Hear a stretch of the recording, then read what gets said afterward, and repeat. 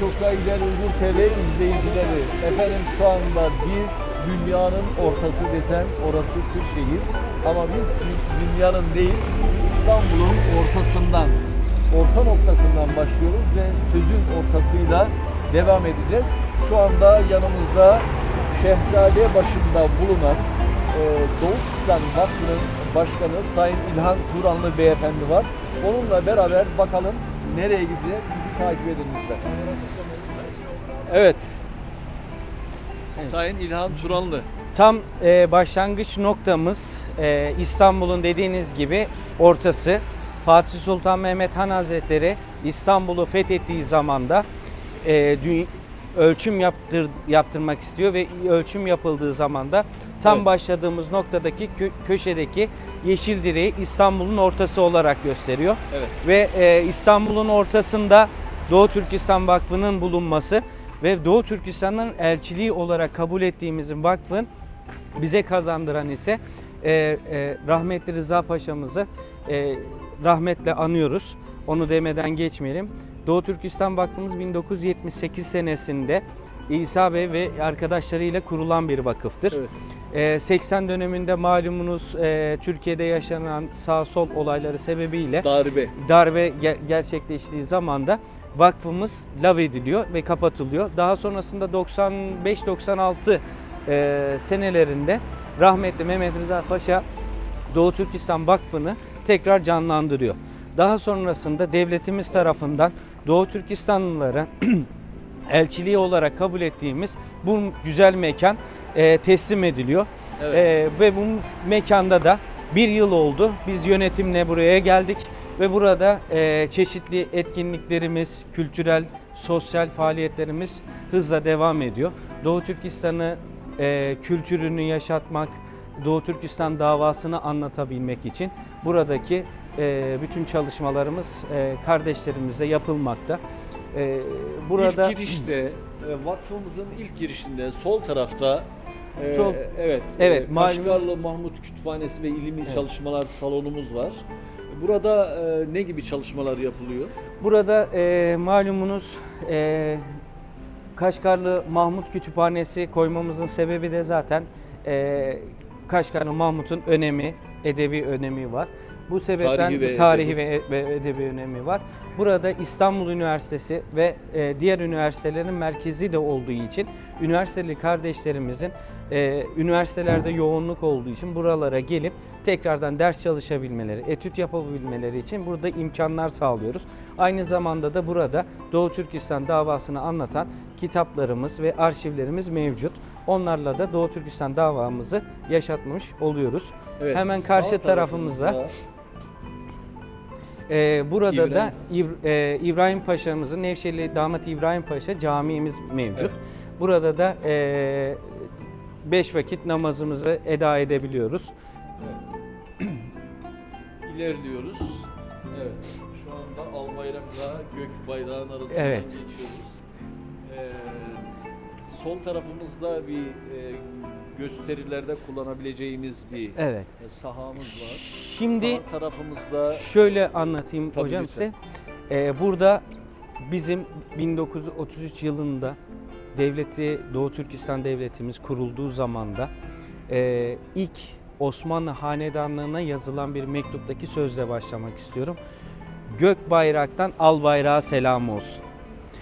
Burada o zaman devlet kurulduğu zaman da iç işlerinde kendimize, dış işlerinde Osmanlı'ya bağlı olduğumuzu belirtilen bir sözle başlayan bir mektuptur. Devlet arşivlerinde vardır. Bayrağın önemi Türkler için çok önemli. Evet.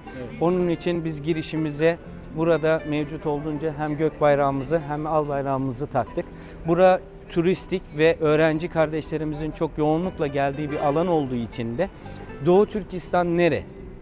Doğu Türkistan'a niçin zulüm yapılıyor ve Doğu Türkistan'ı kısaca özetleyip anlatabilmek amaçlı gördüğünüz gibi bir pankart hazırladık burada. Burada önce 300 yıllarına dayanan milattan önce 300'e dayanan ve tarihleri kısa alaraktan burada önemli anekdotlarla Doğu Türkistan'ı anlatmaya çalıştık. Sol tarafta. Burada da simgemiz olarak gösterilen Çin'in herkesin ağzını kapattığı gibi Şimdi Doğu özellikle- Türkistanlarında Özellikle bu maske hakkında konuşmak Evet. istiyorum. Bu maskenin tasarımını Kuba Ajans'tan Nevzat Kılınç kardeşimiz yapmış bulunmakta. Hı hı. Maalesef bazı kahramanlarımız böyle sessiz kahraman olduğu için evet. onlardan kamuoyumuz haberdar Biz de buradan değil. kendisine çok teşekkür ediyoruz. Nevzat Allah Kılınç razı kardeşimizin olsun. tasarımı bu. Evet, buyurun. Daha sonrasında da başta da söylediğimiz gibi burada rüzgarın ve fırtınanın etkisiyle biraz katlanmış. Burada da milli marşımız, Doğu Türkistan'ın milli marşı ve Doğu Türkistan'ın en önemli yeraltı kaynaklarını belirttik. Evet. Burada belirttik ki buraya gelen turist ve öğrenci kardeşlerimiz kısa ve öz olaraktan buradan Doğu Türkistan'ın değerini ve büyüklüğünü ve yeraltı zenginliklerini tanısın diye. Çok güzel. Daha Burada sonrasında bir şadırvanımız var. Tabii. Tarihten geçelim, sonra prezentasyonlara Tabii ki. geçeceğiz. Evet. burada şadırvanımız var. Daha önce de Camimizle beraber camimizle beraber hizmetimize açık devam ediyor. Sabah saat 11'den akşam saat hava şartlarına göre 8, 9, 10, Özellikle 11'e kadar. yatsı namazı sonrasına Tabii, kadar tabii, diyelim. tabii. Çünkü Evet. o mevsime göre değiştiği Tabii için ki. öyle O şekilde bilinsin. yine camimiz ve bütün vakfımız herkesin hizmetine açık şekilde Evet. tutuyoruz. Şimdi burada biz bayraklar görüyoruz. Evet. Şimdi bu bayraklar 16 tane Türk, Evet. kurulan 16 Türk devletini. Türk devletini simgeliyor. hı. Aynı zamanda diğer tarafta da var. Evet. Az önce söyleşi yaptığımız yerde de var bu. Bunların da tabii burada geldiklerinde de bu insanların bu 16 tane kurulmuş Türk Cumhuriyetleri hakkında da bilgi veriliyor Evet. diyebiliyoruz. Evet. Neler söylemek istersiniz? Şöyle hocam, biz şu inançla yürüyoruz. Ruhumuz İslam, bedenimiz Türklük. Eyvallah. Bu mihmalde yürüdüğümüz için 16 Türk devletinin her birisine bağlı bir devlet olduğu ve her birisinin değerini bilmemiz gerektiği. Çünkü tarihi bilmezsek geleceğimizi bilmeyeceğimiz için burada iki çınar ağacımızın etrafına Evet. köklü devletlerimizin bayraklarını astık. Buradaki diğer gelen kardeşlerimizle de bu devletlerimize alakalı sohbetler gerçekleşiyor. Tarihi bilim alışverişleri yapılıyor. Böyle bir düzenlemeler, sohbetler de gerçekleşiyor. Burada bir küçük kafeteryamız var. Ziyaretçilerin kabul edildiği, kabul gördüğü, Evet. öğrenciler olsun, diğer misafirlerimiz olsun, resmi misafirler olsun. Evet. Burada toplanıyorlar. Evet. Evet. Evet. Vakfımızın içerisinde 12 oda bulunmakta. Bu 12 odamızı da Doğu Türkistan Vakfı'nın çalışmalarıyla alakalı belirledik. Tarihi Burada süreci içerisinde tabii değil mi? ki, Yani, tabii. Evet. Bu odamızı arşiv olarak kullanıyoruz. Burada Doğu Türkistan davasıyla alakalı ve yapılan çalışmalarla Yazılı, alakalı görsel. yazılı, görsel olarak arşivimiz mevcut. Kitaplar vesaire değil mi? Evet. Evet. Burada da mütevelli toplantı odamız. Malumunuz burada Doğu Türkistan Vakfı'nın bir mütevelli heyeti var. Evet. Onların da toplantı yaptığımızda burada toplantımızı gerçekleştirebiliyoruz. Evet. Çalışmalarımızı mütevellinin burada yapmasını sağlıyoruz. Burada Türkistan Cumhuriyeti Genelkurmay Başkanı İshak Bey Bulunov var. 1944-1949 Evet. arasında kurulan Cumhuriyet için. Daha sonra Doğu Türkistan Cumhuriyeti Genelkurmay Başkan Yardımcısı Zurunti Bey var. Evet. 1944-1949'dan sonra 1988'e kadar ama tabii bunlar Allah'ın rahmeti. Evet. Hakka yürüdüler. Evet. Bu Doğu Türkistan'ın resmi madeni parası. Bunları da anlatın hocam. Evet. Gerçi biz Bunlardan sizin da yanınızda. bizim milli doppamız Gulca bölümü diye bu şekilde bizim namazlarda taktığımız takkeye benzer milli bir doppamızdır. Bu da madeni para, dediğiniz gibi 1945 yılında 44'te devlet kurulduktan sonra madeni paralarımıza basılanlardan bir tanesi. Burada basılıyor ve Doğu Türkistan'a gönderiliyor bildiğim kadarıyla, Evet, değil mi? evet, Yani evet. bu Türkiye'de basılıyor ve Hı hı. Doğu Türkistan'a gönderiliyor. Evet. Burada tarihi kahramanlarımız var. Tarihi kahramanlarımıza da bahsedersek biz aslında burada üç efendiler diye tabir ettiğimiz Mehmet Emin Buğra, İsa Yusuf Alptekin ve Mesut Sabri Baykozi. Osman Batur da milli kahramanlarımızdan birisi. İyi bir savaşçı. İyi bir savaşçı. Biz bunu dördünü de aynı tabloya aldık. Çünkü her birinin kendisine göre bir kahramanlığı, her birine kendisine özel bir şey olduğu için. Kısaca ben Mehmet Emin Buğra Hazretim'den bahsedeyim. 1933 tarihinde kurulan Doğu Türkistan Devleti'nin Cumhuriyeti'nin kurucusu ve ilk Cumhurbaşkanı'dır kendisi. Ankara'da vefat etmiştir. Mezarlığı Ankara'dadır. Kendisi Doğu Türkistan Hoten'de doğmuştur. Kendisine tekrardan Allah'tan rahmet diliyoruz. Kendisini yani çok büyük devlet adamıydı. Allah razı olsun. Bugüne kadar yapmış oldukları çok büyük çalışmaları var. Onları da tekrar burada yaşatmak, onlar için Bayrağı aldığınız tabii, yerden devam ettirmek için mücadelemiz devam ediyor. Eyvallah. Bunlar da tanıtımımızda onlardandır. Evet. Rahmetli Rıza Pekin Paşa'mız hem vakfımızın kurucusu hem de Doğu Türkistan'dan buraya gelip Türkiye'de Genelkurmaylığa kadar yükselmiş paşamızdır kendisi.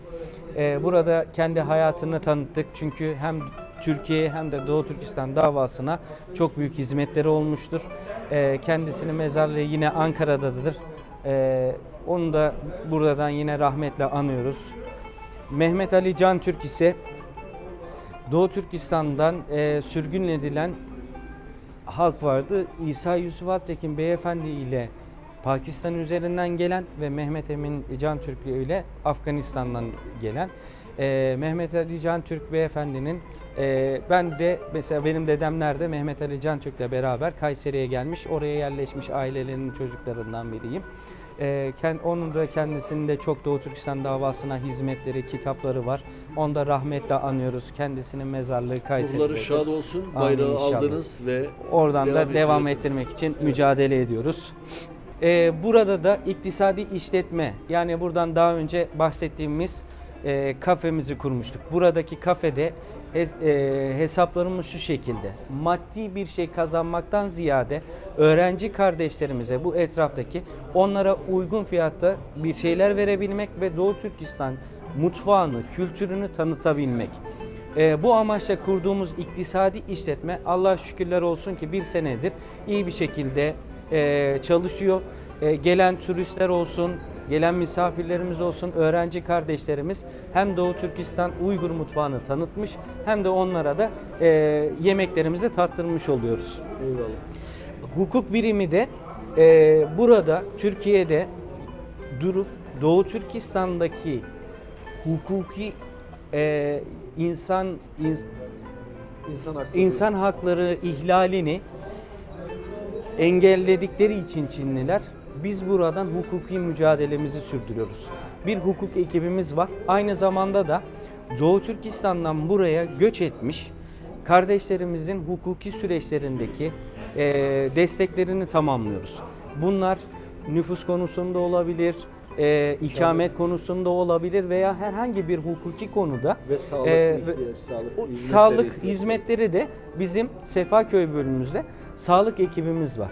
Allah razı olsun, onlarda da her cumartesi orayla rahatsızlanan kardeşlerimizi sağlık taraması sonrasında devlet hastanelerimize yönlendirerekten oralarda yardımcı olmaya çalıştığımız gibi hukukçu kardeşlerimiz de hem Doğu Türkistan'daki kardeşlerimizin insan hakları konusunda hem de buradaki kardeşlerimizin hukuki konusunda mücadele veriyorlar. Çok tebrik ediyoruz. Kültür Odası. Şöyle diyelim, yani özellikle Doğu Türkistan'da kullanılan giyim, kuşam, oda düzeni falan gibi şeyleri söyleyelim. Buraya Doğu Türkistan'ın yaşam tarzını, giyimini, oradaki yaşantı alanını buraya taşımaya çalıştık. Kültür odamızı kurduk ki Doğu Türkistanların kültürünü, geleneğini, örfünü, adetini daha iyi anlatabilmek için buradaki çalışmalarımızı devam ediyoruz. Vakfımıza girdiğimizde bu siyah tahtalarımız var. Burada hem Doğu Türkistan kahramanlarımızı hem gelenek, örf, adetlerimizi kısaca tanıtmaya çalışırken aynı zamanda da Çin'in uygulamış olduğu işgal ve kardeşlerim üzerinde yapılmış olan soykırımı anlatmaya çalışıyoruz. buraya gelen misafirlerimize buradaki resimlerle yapılan soykırımlar, kardeşlerimiz üzerinde yapılan soykırımları hepsini anlatmaya çalışıyoruz. Buradaki genellikle üniversite kardeşlerimizi, tüm Türk coğrafyasını kucaklayan abilerimizi her zaman Doğu Türkistan Vakfı'na bekliyoruz. Saygı ve hürmetlerimi sunuyorum. Çok teşekkür ediyorum. Sağ olun, var olun. Eyvallah. Biz de bu vakfı ziyaret etmekten mutlu olduk. Biz de istiyoruz ki özellikle Doğu Türkistan coğrafyasında mazlum ve masum o coğrafyanın gönül sayfamızda yer alması için biraz daha hassasiyetin artması ve gönüllerimizde böyle bir cevherenin düşmesi. Çalışmalarınızda başarılar diliyoruz. Bundan sonraki çalışmalarınızda uygun tem olarak biz yanınızdayız. İnşallah, her zaman biz de bekleriz. Çok sağ olun. mazlum coğrafyaların sesi ve solu olmaya çalışıyoruz. Efendim bir başka programda tekrar görüşmek üzere. Hoşça kalın.